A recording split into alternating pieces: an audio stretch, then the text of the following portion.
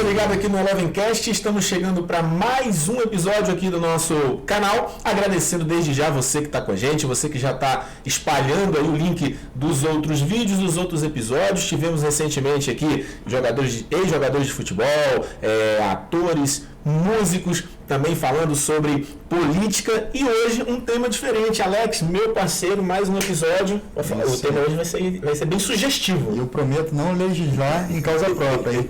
Agora é o seguinte, vamos falar de autoestima, né? Na galera, falar um pouquinho sobre beleza, saúde, que é importante aqui também para o nosso público. Então a gente vai falar com um craque aqui. Mas antes, agradecer a realização, né, toda a parte logística aqui do nosso podcast H11 Comunicação, a melhor opção aí para toda a comunicação, desde o marketing, assessoria de imprensa. E agradecer também os parceiros Chili Peppers, nosso amigo Rafael, e um abraço pra Apetite ele. Pizzaria, Felipe, toda a galera aí sempre com a gente. Mas hoje vamos falar de transplante capilar. É isso aí. A galera já começa a olhar para mim. Uma referência aí na casa. É um médico especialista em transplante capilar que vai falar para a gente sobre as técnicas e principalmente indicações, contraindicações, o que é mais viável, e ele é especialista em uma dessas técnicas, é referência em uma dessas técnicas específicas. Está falando de quem, Alex? Dr. Wilker Giuliani, prazer aí receber aqui mais uma vez. Obrigado, amigo. Isso aí, Dr. Wilker chegando aqui e não sei se você já tem alguma pergunta para ele, já estou com algumas engatilhadas aqui. Então pode eu já quero começar com o doutor aqui perguntando para ele o seguinte: doutor, toda calvície tem jeito? Não, infelizmente não é toda calvície que tem jeito. A calvície, nosso amigo aí, é uma das mais difíceis, né? Nem sempre tem jeito, depende. Quando a gente fala transplante, a gente pensa em trocar, né, o cabelo de um lugar para o outro. Então, se a pessoa tem uma calvície muito grande, né, e a área doadora, que seria a parte da nuca laterais aí, que é onde todo mundo raspa, né, para não ficar igual o Bozo. Sim. Fiz isso hoje, inclusive. Infelizmente, assim, quando a área é grande para transplantar e não tem muita área doadora, fica inviável fazer o transplante capilar, porque fica uma coisa muito ruim, muito ralo, né? Então não são todos os casos. No seu caso aí, Alex, é um caso perfeito para o transplante, né? Começou uma entrada, e o resultado fica muito mais denso e natural após o transplante. Eu acho que eu fiz a pergunta no momento errado, que eu iniciei com essa pergunta e já deixei ele triste aqui. Já tirou a autoestima. Não, mas tem falando de autoestima, ele tinha rebaixamento. Mas tem um ditado, é dos carecas que elas gostam mais, né?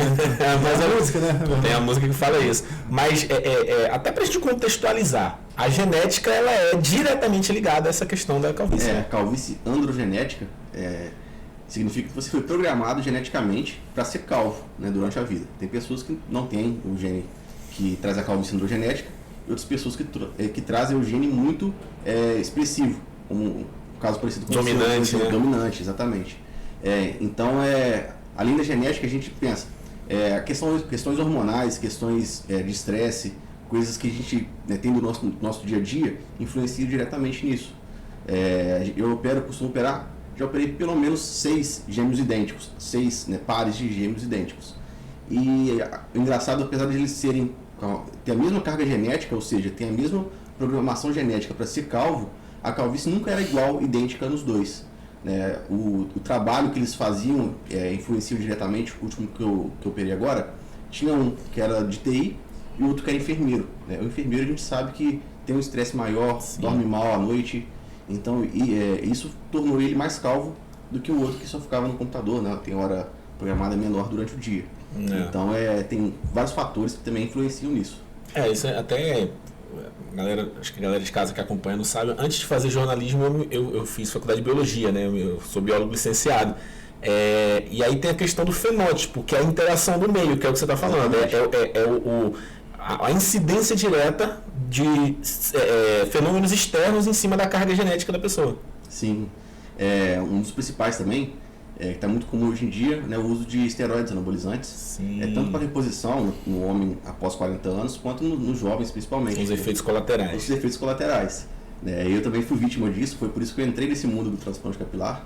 Eu era fisiculturista, fiquei calvo mais jovem do que deveria. Com 26 anos já tinha uma calvície avançada a ponto das pessoas acharem que eu tinha 40 anos. Então foi aí que eu comecei a pesquisar sobre transplante e fui migrando. Você bem o que é isso, doutor? E fui migrando da área da musculação, né, da parte endócrina, para o transplante capilar. E esse processo que acaba acontecendo pelo estresse, ele é reversível quando a pessoa consegue achar um caminho de saudável para a vida dela, no seu caso, se alterou, buscou, obviamente, a medicina, não sei se eu posso usar esse termo, medicina capilar, para corrigir um problema que passou a acontecer com você, e você descobriu um novo caminho profissional para você. E, naturalmente, as pessoas que podem, nesse caso dos gêmeos, não quero mais ser enfermeiro, agora você tem um trabalho mais tranquilo. Quando ele passa a ter um trabalho mais tranquilo e a mente dele passa a ser ocupada com uma outra função, ele naturalmente retorna aos ganhos capilares dele? É quando está no meio do processo, né, quando não chegou no nível em que o folículo atrofiou a um ponto que ele não é mais reversível, a gente consegue reverter boa parte disso, né, por meio das medicações principalmente. Né, não só, né, a mudança do estilo de vida, do estresse do paciente, que ele é exposto todos os dias, mas também o tratamento medicamentoso, que nós sabemos aí que tem alguns, não são muitas opções que a gente tem no transplante capilar, como em outras doenças ou como em outras áreas aí, mas são tratamentos efetivos que ajudam a reverter esse caso de calvície quando está progredindo. Quais são os tipos de técnicas que existem hoje?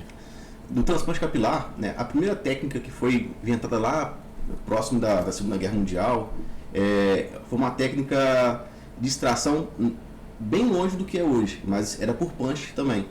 É um punch grosseiro de biópsia, geralmente quando a gente vai tirar uma pinta, uma verruga, né, tem um punch que é como se fosse uma caneta, por volta de 4, 5 milímetros, que retira o fragmento da pele, né, e faz a biópsia depois. Eles utilizavam esse tipo de punch para tirar tufos de cabelo da região de trás da nuca e retirar a pele em cima e encaixar aqueles tufos, como se fosse trocar a pele de local. Né? E aí ficou o famoso cabelo de boneca. Né? Os punches grosseiros, em que implantavam tufos longe um do outro ali na cabeça do paciente, ele voltava a ter cabelo, mas de forma nada natural. Né? Isso foi, né, por mais de 80 anos atrás, quando começou a surgir os primeiros transplantes capilares. Posteriormente, até por falta de uma tecnologia mais apurada, claro, também, né? Sim.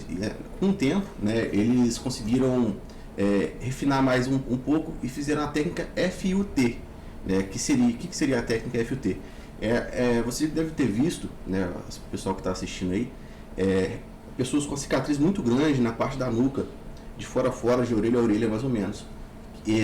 Essa é a técnica FUT. Era retirado uma faixa de cabelo em volta de toda a região a ser retirada aqui da área doadora, fatiavam no microscópio cada fatia ali do couro cabeludo até virar um folículo. Né? Dava um trabalho bem grande também, mas alguns médicos renomados aí que até hoje utilizam a técnica, eles sabem fazer muito bem, o folículo ficava pequeno e tinham ótimos resultados. Porém, a pessoa ficava com uma cicatriz gigante na área de fora a fora, e muitas vezes os pacientes que eu opero hoje, que fizeram essa técnica antiga, eles querem gastar folículo da região doadora atual para cobrir a cicatriz da região da nuca. Às vezes a cicatriz incomoda mais eles do que a própria calvície. Então por isso que a técnica FUT não foi tão difundida a ponto de virar uma febre como está a FUE hoje em dia. Então chegamos hoje na FUE, utilizando um punch geralmente em torno de 0,8 milímetros, é quase a espessura de uma agulha, né, intramuscular, um punch muito pequeno em que a gente retira um a um o folículo de trás. Né, como nós temos muitos folículos ali por centímetro quadrado, em média 80 folículos por centímetro quadrado na área doadora, a gente consegue retirar esses folículos de forma que não fique falhado, não fique visível que a gente fez a cirurgia. Existe cicatriz na FUE? Sim, só que é uma cicatriz pontiforme, de forma que quanto menor o punch utilizado, menos cicatriz gera para o paciente e menos perceptível fica o resultado, tanto na área doadora de onde tirou, quanto na frente. Assim a gente tem pacientes hoje que quem não conhecia ele, né, os pacientes, isso são centenas de pacientes, quem não conhecia, né, ou consegue olhar para o paciente hoje, nem imagina que ele fez um transplante capilar, de tamanha naturalidade que a gente consegue entregar hoje. E mal comparando, seria como se fosse normalmente questão de sobrancelha, ele vai pegar a pinçazinha puxando fio por fio, então vai fiozinho por fiozinho, folículo puxando. Exatamente, é a técnica fio a fio. Só para a gente entender até ir mais além, né? O fio ele é como se fosse uma planta nascendo, né? E ali tem a raiz, e a raiz ela fica imersa ao folículo, é isso? Exatamente. O folículo é como se fosse a raiz da planta. Né? Então, quando a gente raspa a cabeça do paciente, como a sua hoje mesmo, para a gente poder fazer a extração, poder tirar o folículo, é por conta disso. A gente não tira o cabelo, a gente tira a raiz do cabelo. E de uma raiz, né, de um folículo, podem sair de 1 até 7 fios. Né? É bem raro sair 7 fios no folículo, são pouquíssimos pacientes que atingiram esse recorde de fios por folículo. O mais comum é de 1 a 4. Né? A maioria das pessoas tem de 1 a 4 fios saindo no folículo. E isso está diretamente ligado ao resultado que o paciente adquire, né? Recebe no transplante. Tem pessoas que você vê que tem muito cabelo na lateral, você pode saber que ele tem muito folículo de 3 e 4 fios. Opa. Pacientes que tem pouco, que é cabelo ralinho, que a gente, mesmo com o cabelo eles têm que raspar um mês, 2 meses, a gente consegue enxergar o couro cabeludo dele, a pele. É bem provável que esse paciente tenha muito folículo de 1 e 2 fios. Então a gente vê que nem todos os pacientes, né, o resultado depende somente do médico. Né? Na verdade, de nenhum paciente depende só do médico. Né? Também depende da genética do paciente, isso que tem varia na área doadora. Varia. Exatamente, foi o que eu falei no início. Né? Não é todo paciente que está propício a fazer o transplante capilar e ter um resultado bom. E a gente fala muito nessa questão invasiva do processo, né? Da ação de fazer o transplante. Existe alguma restrição de saúde que a pessoa não pode ter ao fazer o procedimento? Tem sim. O transplante capilar é uma cirurgia pouquíssimo invasiva. Né? São pouquíssimos os pacientes que a gente rejeita a fazer, né? Fora a questão de ter muita calvície e pouca área doadora. Problemas de saúde grave, né? Paciente que já teve infarto, trombose, AVC, a gente precisa pedir o risco cirúrgico de um cardiologista para ver se ele pode ser submetido à cirurgia, apesar de ser uma cirurgia pouquíssimo invasiva. Nesse caso não é nem tanto pelo transplante em si, é mais por uma questão de saúde do paciente. Saúde, a anestesia, suportar o processo. Isso, exatamente. Durante a cirurgia, nós temos que fazer uma tumescência de solução anestésica, que envolve soro fisiológico, anestésico lidocaína e a adrenalina. A adrenalina é o que a gente produz quando a gente está com medo, toma um susto, e um dos efeitos dela no corpo é causar vasoconstrição das artérias. Assim, a gente injetando a solução anestésica com adrenalina no couro cabeludo, o paciente sangra menos. O couro cabeludo naturalmente sangra muito, porque não tem musculatura ali adjacente que contrai, ajudando a parar, estancar o sangramento. Então a gente precisa fazer uso da solução com adrenalina. E dessa forma, pacientes que tiveram, por exemplo, um infarto, uma das principais causas do infarto é o susto. Né? O paciente ser submetido ali a uma experiência que altera a pressão sanguínea dele drasticamente, faz uma constrição arterial grande, então ele pode infartar. Então a gente está submetendo o paciente como se fosse um susto, né? Entre outras palavras, durante a cirurgia. O paciente que tem trombose, AVC, infarto, ele precisa ser avaliado previamente para ver se não vai acontecer isso durante a cirurgia. Eu já achei uma contraindicação aí. Lembra que eu tive TEP, tromboembolismo pulmonar? Sim, e aí eu aproveito para engrenar também. Muita gente está tendo trombose por conta da Covid, né? Sim, por conta da Covid, a vacinação tem alguns relatos de casos, né, envolvidos. Inclusive, essa semana eu operei um paciente que teve tromboembolia, trombose cerebral, né, após a vacina. O médico, né, que acompanha ele relatou que pode ser pela vacina, que ele não tem doença nenhuma de base que justificasse, né, esse problema, e foi encontrado aí a alternativa, né, pode ter sido a vacina. Não tem comprovação, mas ele teve, foi avaliado pelo médico dele, o neurologista, e liberado para fazer a cirurgia. Não tivemos intercorrência nenhuma, graças a Deus. Então, se ele tiver um acompanhamento médico e tiver a liberação do médico, ele pode fazer normalmente. Sim, ele faz uso de Marevan, que é um anticoagulante forte, né, geralmente utilizado para quem teve trombose, e retirou 2 dias antes, né, para não sangrar muito durante a cirurgia por conta do anticoagulante. Então, o médico avalia o risco-benefício. Afina o sangue. E diminui, né, a agressão plaquetária ali para diminuir o sangramento mesmo, aumenta o sangramento. Então a gente tem que retirar ali 2 dias antes e ele já voltou logo após a cirurgia. Uma coisa que eu não posso deixar passar que eu estou falando que é interessante quando a gente fala é um procedimento fio a fio. Aí na primeira coisa que vem na cabeça, não, tô aqui com o cabelo aqui puxando os fios, mas você falou que tem que raspar a cabeça para tirar no caso, a raiz. Isso. Então tem que raspar a região que vai ser. A gente raspa na zero, na gilete, porque a gente precisa ver da onde está saindo o fio, né? A pontinha mínima do fio. E a gente acha, mas na zero é muito baixo, não consegue enxergar. A gente utiliza durante a cirurgia lupas de aumento, né, que magnificam ali 3,5 vezes geralmente o aumento, a gente já consegue enxergar bem, né, manusear bem o folículo desse tamanho de ampliação. E aí quando você tira, você falou que quando tira o folículo ali, geralmente tem de 1 a 4 fios. Esses fios eles são separados e colocados cada um numa região diferente? Exatamente. Como a gente busca o mais natural possível, né, e uma das principais qualidades do transplante é a naturalidade, como eu falei no início, evitar que alguém que nunca te viu imagine que você fez transplante capilar, né? Que é o que muitas pessoas têm medo, né? Faz o transplante e fica aquela coisa artificial, um cabelo de boneca, muitos fios saindo na frente. Antigamente parecia que era uma plantação de café.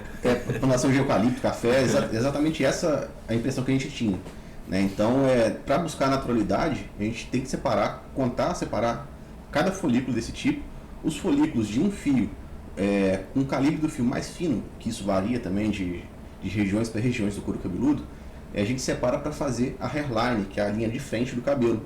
Que na frente ali nunca é muito cabelo de uma vez só. Quando a gente levanta um cabelo natural, um cabelo transplantado de qualidade, na frente fica 5 folículos de um fio somente, né, que é o que dá a naturalidade. Se você colocar folículos de 3, 4 fios na frente, na hairline, fica parecendo cabelo de boneca ou peruca, né? Você tem zero cabelo aqui e de repente começa com muito cabelo. Isso não é natural, isso parece uma peruca. Tem que ir de uma maneira gradativa. Gradativa, exatamente. Agora, tá ficando boa a coisa, né? Pra eu entender. Aí você falou que passa a máquina, zero ali, aí tira a raiz, o folículo com os de 1 a 4 fios e eles são separados. Então, mas aí, quando ele é inserido no transplante ali, é porque naquela região tem a raiz, mas não nasce, ela não consegue fazer com que nasça cabelo ali, e aí o fio ele não está indo com a raiz original que foi retirada. Então você pega e coloca numa raiz que existe ali, mas que não tem fio para poder... É feito uma espécie de enxerto, é isso? É o microenxerto. É exatamente o microenxerto. Nessa região, onde, por exemplo, onde está liso, não tem cabelo nenhum mais, é porque o folículo atrofiou até certo ponto a fibrosar e não conseguir gerar mais fio saudável. Mesmo com tratamento, esses fios geralmente não voltam a crescer naturalmente, porque o folículo, em outras palavras, morreu ali. Quando a gente coloca os folículos saudáveis nessa região, ele desenvolve, ele vai nascer com 1 até 4 fios, de acordo com o que era a genética anterior. E aí eu falo, mas vai cair de novo, né? Porque a região aqui caiu, por que não vai cair de novo? A resposta é que é a seguinte, nessa região aqui você repara que o cabelo nunca cai. Né? Por mais que a pessoa tenha pouco cabelo, né, sempre vai ter o cabelo da lateral aqui, que são os folículos que não têm a genética de queda. Então esses folículos que são transplantados no transplante, eles nunca mais vão cair pela calvície androgenética. Pode ter outra doença associada, né, sífilis, lúpus, doenças autoimunes, alopecia areata, que façam cair esse cabelo, mas não pelo motivo que caiu anteriormente a calvície androgenética. Então, a partir do momento que ele fez o transplante, ele pode ficar tranquilo que não vai ter que ficar fazendo tratamento recorrente em relação a isso. Não é bem assim. Na região, no seu caso, por exemplo, né, nós vamos fazer um exemplo aí, as entradas aí, para recuperar toda essa região aqui, que com tratamento recupera muito pouco, não melhora, né, essa região aqui é uma peculiaridade que a gente percebe. Com tratamento não melhora. Perdeu o cabelo aqui, já era, é só transplante. A gente fazer o transplante somente nessa região, esse cabelo que a gente transplantou não cai mais. Porém, esse cabelo que você tem aí exatamente agora em cima, ele pode cair ao longo da vida. Então a gente sempre indica, né, o paciente, além de fazer o transplante, principalmente aqueles pacientes mais jovens, que a calvície vai evoluir muito ainda durante toda a vida, a fazer um tratamento junto, para evitar que a calvície vá progredindo. Senão ele pode ficar com o cabelo transplantado aqui e aqui tudo exatamente, sem cabelo. Fica só na frente a coroa, né? Cabelo, a coroa, escalpo médio, né, a parte frontal aqui, pode cair normalmente, até quando chegar a sua genética. E se não houver não for um processo apurado, né, com um especialista, essa retirada desses folículos pode comprometer também aquela região doadora ali? Principalmente, né? Uma das coisas que a gente mais vê hoje em dia são pacientes frustrados com transplante capilar. Aproximadamente 30% das cirurgias que eu faço hoje são cirurgias corretivas de pessoas que fizeram em outro local e que não fizeram da melhor forma possível, né? O cabelo ou não nasceu, ou destruiu muita área doadora, ou não ficou natural, e a gente precisa consertar isso, né? Então, quando uma pessoa for pesquisar sobre transplante capilar, além dos resultados de fotos, né, busque o que a pessoa que fez ali, pacientes que tenham feito nesse médico em questão, vê se indica, procure vídeo resultados, que é muito melhor, muito mais confiável do que fotos, que fotos se engana muito, né? Tem Photoshop. A verdade qualquer clínica hoje, por pior que seja, tem resultados que postados ali no ângulo certo fica parecendo que o paciente é bom. Pacientes como nosso amigo aqui, que não tinha cabelo nenhum, aí posta uma foto dele do antes, né? Liso aqui em cima, assim, brilhando, tudo, e depois uma foto no carro, né? Que não tem luz de cima entrando no couro cabeludo de frente, parece que o cara tá super cabeludo. Não, isso foi enganação, né? Postou uma foto propícia anteriormente mostrando que ele era muito calvo, e outra depois de frente no carro, sem luz em cima, incidente. Eu não vou nem resgatar aquela foto sua, hein? Que parece que ele teve um resultado muito grande, que está totalmente cabeludo, né? Isso aí é o que mais a gente vê hoje em dia, e são tipos de clínicas picaretas. Doutor, eu vou fazer algumas perguntas que, na verdade, vão resumir em uma. Primeira pergunta, obviamente, o fio daqui é diferente do fio da cabeça, ou seja, o fio da barba é diferente da cabeça, assim como o fio do braço. É indicado fazer um transplante de um fio de outra parte do corpo para a cabeça? E a segunda pergunta, o fio, ele tem que ser doado somente do próprio paciente ou ele pode receber fio de outro paciente? Existe alguma rejeição do organismo em relação a isso? Sim, né? Pode ser transplantado o folículo da barba para a cabeça, folículo do peito, geralmente, que são folículos mais grossos para a cabeça, porém, foge daquilo que eu falei da questão de naturalidade, né? O folículo da barba, o fio da barba é muito mais grosso, né? Não é maleável como o da cabeça.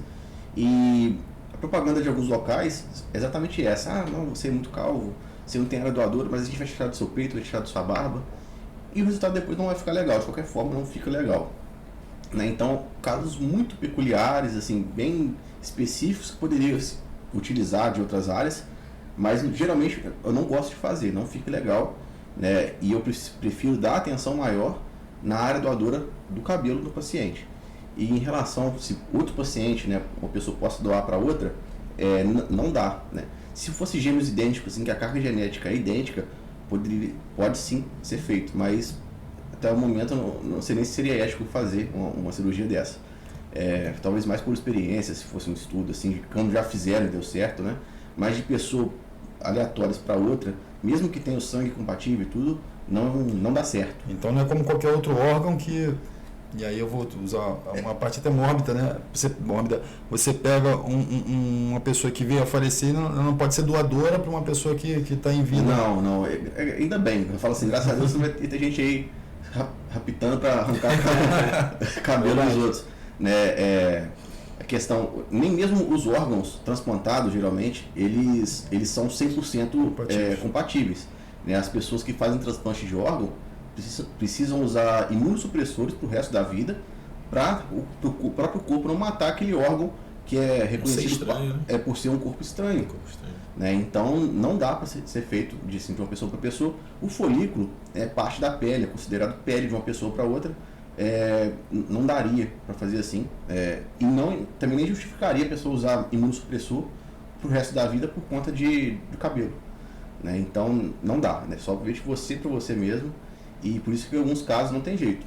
E eu sempre falo, né, nos meus vídeos de correção e tudo, a gente fala assim, a área doadora que o paciente tem é uma só, né? Se a pessoa faz um local que a equipe não é especializada, não é treinada o suficiente, não é boa no que faz, pode matar a área doadora do paciente, né, transplantando o cabelo não nascer, e aí tira a chance que o paciente tinha de deixar de ser calvo, né? Então tem que ser avaliado muito bem antes de ser feita a cirurgia. E o que eu repito, é pesquisar bem onde você vai fazer para que isso não aconteça com você. Se você pegasse lá um sheik, sei lá, uma pessoa que tem muito dinheiro, bilionário, só que ele é calvo e queria muito deixar de ser calvo. Se ele não tiver área doadora, né, não tem dinheiro no mundo que compra o cabelo para colocar na cabeça dele e fazer ele ser cabeludo de novo. Então tem que ter muito cuidado. A gente fala que vale mais do que dinheiro a área doadora, né? Não é uma coisa que não se compra. O caso mais recente agora que a gente viu foi o Everton Ribeiro, que disse até que quando colocou o cabelo passou a jogar, voltou a jogar bem, né? Voltou a jogar. O Everton, acho que no início da temporada teve uma imagem ele entrando no jogo, a câmera óbvio pega de trás assim, né? Uhum. Aí mostrava aquela... A coroa dele é bem grande. Bem grande. Aí 1 mês, 2 meses depois, eu até aproveitava para perguntar isso, o tempo que normalmente... se existe algum tempo para que o processo fique de fato natural, assim, para que espere esse processo. Isso varia muito de pessoa para pessoa. Tem pessoa que evolui muito rápido, as pessoas bem devagar, né? Mas no geral, após um ano até no máximo 1 ano e 3 meses, 4 meses, a gente ainda vê resultado de crescimento de novos fios do transplante. Então, assim, em média, com 6, 7 meses, os pacientes já apresentam um resultado bem satisfatório, um resultado bem expressivo, e no geral, após 1 ano, já está com resultado total, um resultado muito bom. Isso na parte estética, mas eu trabalho, todo dia eu tenho que trabalhar naturalmente, como o senhor tem que trabalhar, o Helder tem que trabalhar e o Everton Ribeiro tem que trabalhar. Eu saio da clínica, eu posso trabalhar no dia seguinte? Ou não? Eu tenho um período de recuperação daquele transplante ali, ou como você falou... Repouso, né? Repouso. Como é pouco invasivo, eu já posso começar as minhas atividades no dia seguinte. Qual é o período de repouso em relação a isso? Na pandemia, né, aumentou muito a procura do transplante. Além da queda do cabelo feito pela Covid, os pacientes estavam muito em trabalho home office. Então, eles se ausentavam por apenas um dia, né, o dia da cirurgia ali, que entra de manhã, sai à tarde, do transplante, e no dia seguinte eles já voltavam a trabalhar no home office, sem precisar de atestado, sem precisar de nada.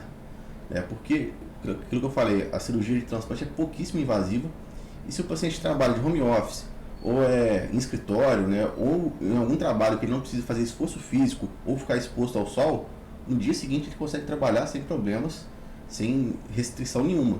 Se tiver que fazer esforço físico, se tiver com fazer esforço físico, né, pedreiro, não sei, carrega caixa, tem que ficar no sol carregando alguma coisa, aí a gente pede 10 dias de pós-cirúrgico para poder, que aí é o tempo que ele consegue proteger a cabeça com um capacete ou boné sem prejudicar os folículos transplantados.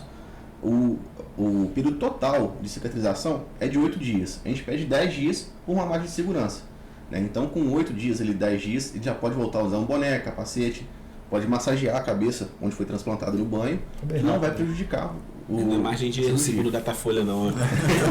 Deixa eu aproveitar para perguntar uma outra coisa em relação à área doadora, que o cabelo tende, pelo menos, isso é uma percepção, não é nada técnico.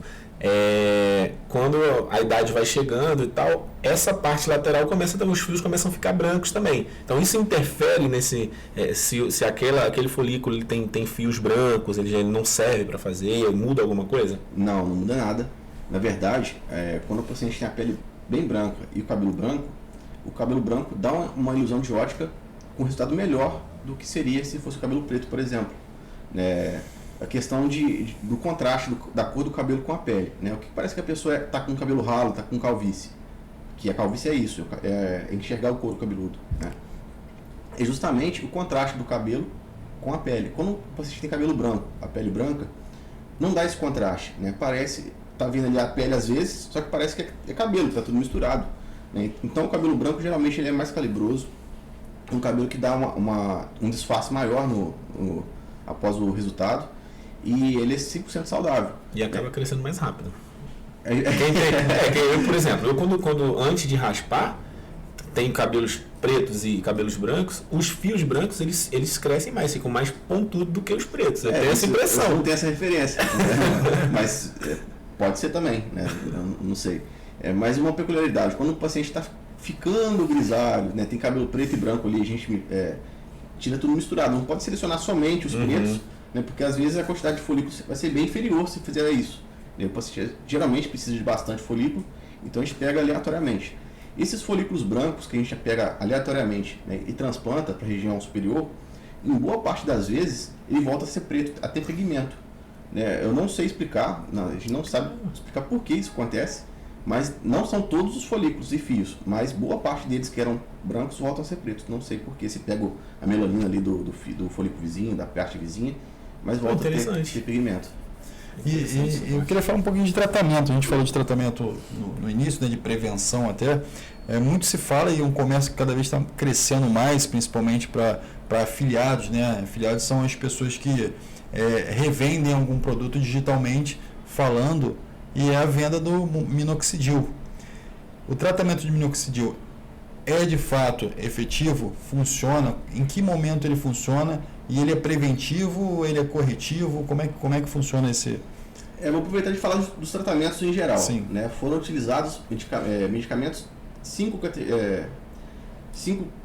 doses e medicamentos, né, que às vezes repetem, em formas de administração diferentes, doses diferentes, para ser avaliado qual que era melhor para o tratamento da calvície. O minoxidil também foi utilizado tanto o tópico quanto o oral. Né? Também tem o minoxidil forma oral, que anteriormente, né, ele era utilizado para tratamento da pressão alta, pressão arterial elevada, e percebeu que esses pacientes que utilizavam o minoxidil oral, né, tinham um aumento muito grande de pelo pelo corpo todo, inclusive tratamento da calvície. Né? Então, eles, como era um remédio de colateral sistêmico, né, a pessoa poderia ficar cabeluda no rosto, em tudo, pegaram e fizeram minoxidil tópico. Né? Essa foi a história do minoxidil tópico, que é utilizado somente na região da calvície. E sim, ele é um ótimo aliado no tratamento contra a calvície, porém não são todos os casos. É aquilo que eu falei, a parte da frente, das entradas, ela responde muito mal a qualquer tipo de tratamento para calvície. Né? Já a região do escalpo médio e coroa, principalmente, com tratamento tópico, oral, de qualquer medicação, já tem um resultado bom. Voltando lá, quais são as melhores medicações para o tratamento contra a calvície? A primeira delas foi a dutasterida, é um medicamento geralmente utilizado para tratamento de câncer de próstata, hiperplasia prostática, mas que, utilizando por reduzir o DHT, só explicando aqui que eu não cheguei a falar, o DHT é o hormônio que causa atrofia folicular. Então, quando a gente toma a dutasterida, ela bloqueia a 5-alfa-redutase, que é a enzima que converte a testosterona que o homem produz em DHT, que causa o crescimento de barba, atrofia do cabelo, características masculinas. Quando a gente toma a dutasterida, bloqueia essa enzima, então o DHT do nosso corpo diminui, principalmente na parte da pele, do cabelo, e o cabelo tende a retornar boa parte dele, né, com esse tratamento. Esse é o tratamento número 1, que na pesquisa feita foi o que mais recuperou fios atrofiados e que mais deu resultado aos pacientes. A segunda medicação... E ele é oral? Oral. Oral. A dose de 0,5 mg por dia. Geralmente, a gente utiliza no tratamento contra a calvície 0,5 mg dia sim, dia não, que já tem um ótimo resultado. Nessa pesquisa específica foi utilizado o dobro, 0,5 mg todos os dias. Tá? A segunda medicação que mais deu efeito positivo, né, no tratamento contra a calvície foi a finasterida 5 mg. A finasterida 5 mg também é utilizada para hiperplasia prostática e câncer de próstata. Porém, no tratamento da calvície, ela recupera muitos fios atrofiados da mesma forma. Só que geralmente a finasterida que a gente utiliza é de 1 mg, que é uma medicação que o paciente fala, mas eu vou ficar broxa? É o que mais preocupa o homem, não tem jeito. E boa parte dos pacientes nem querem fazer o uso por medo de ter impotência. Melhor não ter cabelo, exatamente, a maioria. Inclusive tem um personagem bem emblemático aí do futebol que foi pego até no doping na época, não lembro o ano, por conta do uso da finasterida, que foi o Romário. O Romário utilizava quando começou a perda do cabelo, ele tomou e aí tem essa associação, né? Que ele é tido como pegador da noite, troca de namorada direto. Tem pacientes que tomam qualquer dessas medicações e não tem colateral nenhum em relação a libido. Tem outros pacientes... tem gente que é imbrochável, inclusive. Realmente, e tem pacientes que só de... Ou pelo menos fala que é, né? Tem pacientes só de falar assim, isso aqui, para dar um placebo lá, falar que finasterida, a pessoa já vai brochar. Então, assim, tem grande parte disso, vem do medo, da ansiedade, né, do psicológico, de causar a impotência, mas realmente tem pessoas que sentem colateral, e essas pessoas eu indico a não tomar a medicação. Tem outras medicações que também são utilizadas e não tem colaterais desse tipo. A terceira medicação melhor para tratamento da calvície é o minoxidil oral, de 5 mg. como eu tinha falado, ele era utilizado para tratamento da pressão alta, a dose já era de 10 miligramas, muito alta. Né? E nessa pesquisa foi utilizado de 5 miligramas diária. Já é o dobro que a gente usa geralmente, eu passo 2,5 miligramas para homem, geralmente. Né? E foi a terceira medicação que mais recuperou fios. Então, ele ainda é melhor, o minoxidil oral é melhor do que o minoxidil tópico. A quarta medicação foi a finasterida 1 miligrama, que é realmente utilizada para o tratamento da calvície. A quinta, o minoxidil tópico, 5%, que é o que vocês perguntaram, que também tem um efeito positivo sobre a calvície. Mas desses que foram testados, foi o que menos teve o efeito de crescimento de fios atrofiados. Aí esse tratamento todo, essa prevenção, enfim, o tratamento que você até chegou a comentar que, independentemente do transplante, a pessoa também precisa buscar um tratamento, e vocês indicam um tratamento, o doutor indica um tratamento para que não tenha perda de cabelo em outras regiões, né? Isso. Esses tratamentos não são agressivos ao organismo, independentemente da quantidade ele não gera algum tipo de... pode gerar alguma contraindicação em relação a outras doenças ou o surgimento de outras doenças? Toda medicação tem efeitos colaterais. Né? Infelizmente, a gente não consegue uma medicação que vai ter efeito somente onde a gente deseja. Né? O uso sistêmico se estende a todo o corpo e pode ter colaterais. Tem que ser avaliado, né, o caso de cada paciente, e a resposta de cada medicação é muito individual. Tem pacientes que podem ter alteração com finasterida, dutasterida, por exemplo, no fígado, né, além da questão da libido. Então é importante ele, cada 6 meses, 1 ano, não sei, sempre avaliar, né, e saber se o paciente é aquele paciente que bebe muito, se utiliza outras drogas, outro tipo de medicação que possa somar, né, e prejudicar a saúde dele. Então, assim, não é medicação que você chega na farmácia, compra e sai tomando de qualquer forma. É sempre bom você consultar com o médico e ver qual que é a melhor opção para você e passar a medicação correta, né, que vai causar menos riscos ou prejuízos à saúde do paciente. E essa pergunta é porque hoje a gente vê salões de cabeleireiro vendendo minoxidil, enfim, você comprando na internet 2, 3 frascos, compre 2, 3 frascos. Então, assim, o ideal não é fazer essa compra, é consultar algum médico especialista. Um acompanhamento. Assim, eu particularmente não acredito muito nesses minoxidil que inventam ali uma marca, né, um tipo de minoxidil 15%, que é 3 vezes mais potente. Não, isso aí é impossível, né? O minoxidil não dissolve nessa porcentagem no veículo, no solvente. Então, não é indicado comprar nesses sites, salões, sites e tudo. Eu indico procurar um médico, né? Tem minoxidil tópico aí de uso de farmácia, não tem contraindicação, assim, não vai causar um colateral no paciente. Alguns pacientes têm irritação da pele por conta do álcool presente ali no minoxidil. Então, é aquilo que eu falei, né? Para evitar complicações e tudo, passa num tricologista, num médico especialista em transplante, em cabelo, para ver se o caso é somente tratamento, se o tratamento já resolve, e para adequar qual que vai ser o melhor tratamento para o paciente. E aí, legal, só para permitir que o Helder também faça uma pergunta aqui, que, enfim, são muitas dúvidas, né? Enfim, o pessoal também, eu vejo, a gente pesquisou na internet e vê que esse assunto é um assunto que incomoda muito, principalmente o homem, né? A gente vai falar sobre a calvície feminina também, mas principalmente ao homem. E aí, só para fechar esse assunto, a pessoa compra o remédio, enfim, vai fazer o tratamento e aí o doutor falou o seguinte: às vezes pode crescer cabelo em outra região que não crescia cabelo. Existe de fato essa possibilidade?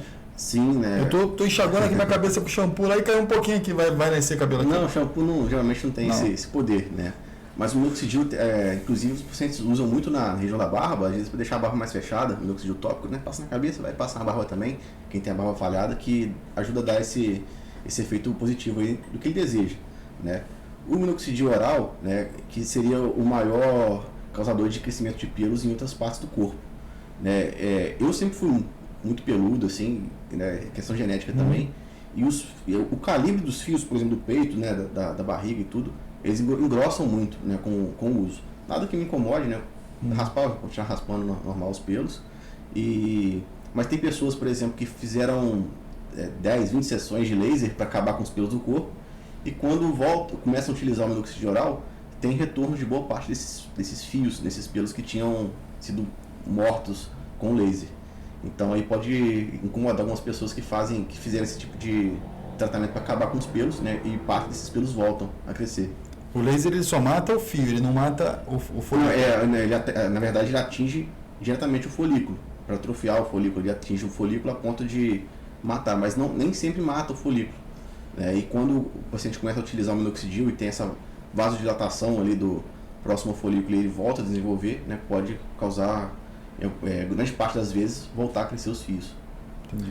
Galera, agradecer a você que está acompanhando aí, você que está curtindo, espalhando já o link do nosso vídeo. Dá aquele like também, que é importante para que o nosso vídeo suba aí, que o YouTube entenda a relevância do nosso conteúdo e para que mais pessoas possam ver e compartilhar aí, participar com a gente também. Não esqueça de seguir nossas redes sociais, Instagram, Facebook, TikTok, sempre aí, @elevencast. Se inscreva aqui no YouTube e espalhe para a maior quantidade de pessoas possíveis aí, pra gente estar sempre com conteúdo relevante, conteúdo diferente aqui para você. Mais uma vez agradecendo a Chili Peppers e a Apetite Pizzaria, que está sempre aqui com a gente. Agora, e deixar o arroba lá do doutor da clínica lá também. Quem quiser encontrar o Dr. Wilker, é @Dr. Wilker Juliani. Então estamos lá no Instagram, no Facebook também. E também tem o site julianetransplantecapillarfue.com. Acho que é .com só. Acha lá não. Joga no Google lá, dá um Google aí e procura. Mas viu que Juliano no Google vai aparecer. Já vai aparecer bastante coisa. Eu queria saber o seguinte, no seu Instagram tem mais de 1.500 cirurgias já realizadas. Dentre essas cirurgias, tem alguma personalidade, alguém que tenha te procurado para resolver alguma situação, já não acreditava mais, ou alguma história complicada, um sufoco que a pessoa chega e fala assim, cara, eu não sei mais o que fazer, estou desesperado, e aí você vê, porra, isso aqui vai ser complicado. Esse caso específico aqui eu vou ter trabalho. Sempre tem, né? Tem muitas histórias que eu ouço aí, e que é gratificante depois ver o desfecho da história, como a gente muda, como eu consigo mudar, né, a vida do paciente após o transplante capilar. Alguns exemplos são pacientes que muito católico, tudo, só que sempre usando boné por conta da calvície desde cedo, né? E a filha de 13 anos não era batizada porque ele não queria entrar na igreja de boné. Não pode entrar de boné, de então respeito, teria que entrar careca, né? E a aflição, o constrangimento é tão grande, né, a ponto da pessoa não fazer o batismo da filha, não entrar na igreja por conta disso. Que não pode entrar com boné. Né? Então coisas que prejudicam muito, né, a vida do paciente. Se não só um ou outro, são vários casos bem parecidos. Né? O cara parece até desculpa, mas noivo há 9 anos e não casava porque teria que tirar foto careca, né? De costa, ali no altar. De costa, de frente, de tudo, e o cara era calvo, não queria casar. Né? Só porque ele só usava boné. Pessoas que usam prótese, né? E a esposa, prótese capilar, né? Que é uma peruca, sim, né? Sim. Literalmente é uma peruca, e que a esposa nunca viu ele sem a prótese, né? De tão constrangido que ele fica com a calvície. Então isso, quando a gente consegue corrigir, né, e muda a vida do paciente de verdade, isso aí é muito gratificante. É melhor do que, por exemplo, operar uma celebridade e tudo, porque geralmente não, sempre, né? A celebridade ela vai querer fazer de graça e geralmente cobrar um valor para poder fazer a propaganda da clínica. Então o que mais importa para mim, né, não é fazer um famoso isso, porque a gente já sabe que isso é marketing, né? E sim pegar esses casos que são realmente importantes e mudar a vida do paciente para melhor. Bacana. Você falou da prótese, não cirúrgica. Eu cheguei, enquanto me incomodava ainda, eu cheguei a usar essa prótese não cirúrgica, só que na época acabou tendo reação na pele, aí formou algumas feridinhas e tal, e aí eu falei, sabe de uma, vou abraçar a causa, vou abolir isso aqui, e aí foi quando eu comecei de fato a raspar, que eu não raspava até então, mas essa prótese, o fato de ter ali uma ação química, né, porque tem a cola, também causa, não falando só especificamente o que aconteceu comigo, mas causa um dano ali na saúde da pessoa, né? Um dano na pele. E então, pra galera que não sabe, desculpa, me permita, pra galera que não sabe, a prótese não cirúrgica, você raspa a região e coloca uma cola como se fosse aquelas fitas dupla face de cola emblema de carro. Exatamente. Né? Na faixa de silicone ali, prende. Cola aquilo em cima ali E o paciente que geralmente é pouco calvo, mas que já é muito incomodado, né, com a calvície, tem muitos pacientes com caso assim parecido com o seu, uma calvície inicial, né, e que vai lá no colocador de prótese, eu não sei onde que especificamente eles vão colocar, e o cara indica para colocar a prótese na cabeça toda. Então raspa tudo aqui na gilete em cima, até mesmo onde você tem cabelo, e mete aquela cola aqui, né, geralmente a cada 2 semanas a manutenção, mas é uma manutenção cara, né, a prótese quase R$3.000 custa uma prótese boa hoje em dia, e a manutenção em torno de R$200 e poucos, né, então a longo prazo fica mais caro que um transplante. E quando a pessoa, né, cola aquilo ali em cima do cabelo saudável que a pessoa ainda tem, vai matando esse cabelo. Então uma coisa que era para disfarçar ali por conta de uma entradinha, com 2, 3 anos de uso vira uma calvície grande. Um paliativo que prejudica a longo prazo, né, o cabelo que o paciente ainda tem, né? E tem alguns relatos também de pacientes nesse caso, né, dezenas, talvez centenas aí de pacientes que usavam prótese. E uma história que eu não esqueço, né, que ele estava lá no forró dançando com a mulher que ele conhecia lá na festa, solteiro. Ele está sentindo um cheiro de carniça, ele está dançando e sentindo cheiro ruim. Foi quando ele levou a mão por baixo da prótese assim e levou no nariz. E aquilo foi um trauma para ele. E na mesma hora ele largou a mulher, foi embora para casa, arrancou a prótese e nunca mais usou. Porque o indicado é cada semana, cada 2 semanas fazer a manutenção. Tem paciente que fica o mês todo. Né? E você vai imaginar aquele cheiro de pele morta, de retirar, limpar, né? Fazer tem que retirar e limpar, né? Então pode dar realmente um mau cheiro muito grande. Então assim, eu particularmente eu ficava muito incomodado com a calvície, mas não jamais utilizaria uma prótese. Parece uma enganação, né? Sim, uma enganação que prejudica ainda, né? Aumenta o prejuízo. Exatamente. Mas você falou da questão da circulação, e anteriormente você deu o exemplo do cara católico que usava boné. Tem uma história que aí justamente para tirar essa dúvida, que eu não sei se é lenda, que o uso exagerado do boné também aumenta a questão da calvície porque prejudica a circulação ali na região. E até outras causas externas também que possam prejudicar essa circulação que o doutor já tenha visto também. Alongando um pouquinho a pergunta do Elton. Assim, na verdade, o que a gente vê é que o boné, não é porque a pessoa usa o boné que ela vai ficar calva. Geralmente a pessoa usa o boné porque ela é calva para esconder. Uhum. É o contrário. Mas sim, o uso exagerado do boné é aquela questão que eu falei a coisa externa, né? É um fator externo que poderia prejudicar. A pessoa que usa o boné o dia todo, né, favorece ali a proliferação de fungos, porque tudo que o fungo precisa é calor, que fica abafado ali, fica quente, úmido e escuro. Pouca circulação. Então o fungo ali que pode gerar a dermatite seborreica, o problema que pode gerar no couro cabeludo pode sim influenciar na evolução da calvície. Mas geralmente, não, o cara que já é muito calvo mesmo, e o boné é para tampar ali a frustração dele com a calvície.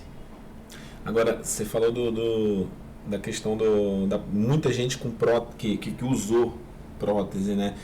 Tem algum caso, já aconteceu contigo algum caso assim do cara desesperado porque já tentou outras vezes, já fez, você até citou também que 30% das cirurgias são corretivas, mas assim, do cara chegar naquela coisa, tipo, minha última instância, eu não tenho mais o que fazer, eu vim aqui para você salvar a minha vida, resolve. Já tem muitos casos, né? Inclusive tem muitos resultados aí que a gente vem postando, né? Sempre vou postar resultado porque vez ou outra pega um paciente que a história é praticamente a mesma, né? É prova social, né? Então assim, tem um paciente que usava prótese, vou mostrar para vocês aqui, é bom se quiser mostrar para o pessoal aí. Ele utilizava a prótese antes, né, parou, fez o transplante e depois ele postou foto do cabelo dele após 1 ano de resultado, né, que ficou melhor do que a prótese, né, porque ficou mais natural. Sim. Mas ficou bem próximo do que ele utilizava anteriormente. E tem assim, o principal, que o paciente que era depressivo, tinha depressão, e a gente não sabe se tem depressão por conta da calvície ou se a calvície aumenta a depressão que ele já teria. Né, mas de forma a calvície incomoda muito ele, prejudica o paciente, que fez uma cirurgia anteriormente, achando que resolveu o problema, e piorou o problema. E aí teve esse paciente que fez isso, né, a cirurgia ficou horrível, foi aquela técnica, a primeira técnica inventada que eu falei, né, do punch grosseiro. Então ficou com um cabelo de boneca, né, o que antes ele era somente careca, ele estava careca e esquisito por conta daquele resultado ruim. Então ele fez com um outro médico, com a técnica nova já, né? E aí ele, porra, e agora pronto, salvou minha vida, agora vai resolver meu problema. Na verdade piorou, porque o cabelo dele não nasceu, o cabelo de boneca que tinha sido implantado, parte dele foi morto por conta da má experiência do médico.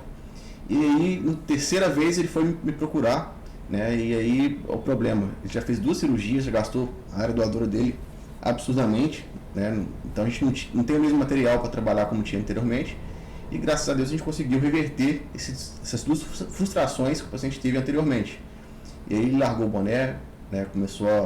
Melhorou a depressão, começou a voltar com musculação, que a pessoa perde, fica desinibida, né? Aumenta a autoestima melhora várias áreas da vida da pessoa. E aí foi melhorando dessa forma, e hoje ele é muito grato também, todo o grupo de WhatsApp, de Telegram que ele está e me recomenda, isso é muito gratificante pra gente. E tem dezenas de casos parecidos com esse. Já teve algum paciente que chegou para você e você falou, ó, nesse caso não tem jeito, e que dá aquele aperto naturalmente, assim, você mexe com vida, você mexe com autoestima, e aí você falou assim, não tem jeito, e você viu esse paciente triste, desolado, e que de fato não tinha o que se fazer, de repente ir embora da sua clínica com essa desolação, e de repente não vê outro caminho e entrar numa depressão e de fato buscar Sim. algo de infelizmente tem esses pacientes, né, que por terem feito anteriormente, né, a cirurgia mal elaborada e tudo, prejudicou de tal forma a área doadora dele, a cabeça dele, que a gente não pode fazer mais nada. Mas é sempre importante, eu sempre escuto muito o que o paciente busca no transplante. Né? Às vezes ele não quer ficar cabeludo, né? Nem todas as pessoas querem ficar cabeludo, né? Cabeludo que eu falo assim, quando olha na luz de cima para baixo, não consegue ver em nenhum ponto o couro cabeludo dele. Geralmente ele quer melhorar. Né? Então tem que estar sempre alinhado a expectativa que o paciente tem com o que a gente pode oferecer no transplante. Quando a expectativa está fora do nosso alcance, aí já é contraindicado fazer a cirurgia, né? A gente explica o paciente tudo, geralmente eles entendem, mas esses pacientes que buscam, geralmente eles querem melhorar um ponto ou outro que realmente precisa. E aí geralmente a gente consegue oferecer para ele da melhor forma possível e o paciente fica bem satisfeito. E é indicado, independentemente do transplante ou não, você falou que você busca muita expectativa, é um acompanhamento psicológico ou não? Esse paciente, após a cirurgia, ele já está satisfeito, sim, mas aquele que não tem condições de fazer a cirurgia, é o ideal ele procurar um tratamento psicológico para entender que aquilo ali faz parte da vida dele? Não, com certeza. Em pacientes que a calvície prejudica muito, né, a vida social do paciente, a calvície nem sempre a gravidade está de acordo com o grau de calvície, né, e sim do peso que ela causa na vida do paciente. E a gente precisa avaliar muito, porque tem um paciente que tem distúrbio de imagem, né, ele nunca vai estar satisfeito com a imagem dele e sempre busca mudar alguma coisa, então a gente tem que estar bastante esperto, alerta a esse tipo de paciente, né? Mas é importante sim, né? Quando o paciente, né, sofre com a calvície a ponto de entrar em depressão, né, de pensar em se matar, enfim, ele precisa sempre também de um apoio psicológico. Qual que é a ideia do psicólogo, né? O paciente se abrindo ali, falando a frustração da vida dele e tudo, falando sobre a calvície ou qualquer outro, isso vale para qualquer problema de vida, tá? Aqui no caso a calvície. Ele falando, expondo isso para alguém, né, principalmente um especialista, lá no inconsciente dele, ele vai maquinando aquilo de forma que não justifica, né, ele prejudicar a vida dele dessa forma por conta de cabelo. Né? Ele vai perceber que o cabelo não é tão importante a ponto de causar tantos danos a ele. Né? Então é importante sim, em alguns casos, principalmente nesses casos de depressão, buscar um acompanhamento psiquiátrico ou do psicólogo. Você falou do cabelo não ser tão importante a ponto... e aí a pessoa tem que ter essa autoavaliação. Eu me recordo que quando eu comecei a me sentir incomodado com o aumento da questão da calvície, eu procurei algumas alternativas e eu fiz justamente essa avaliação. E aí eu queria que o senhor falasse sobre algumas outras...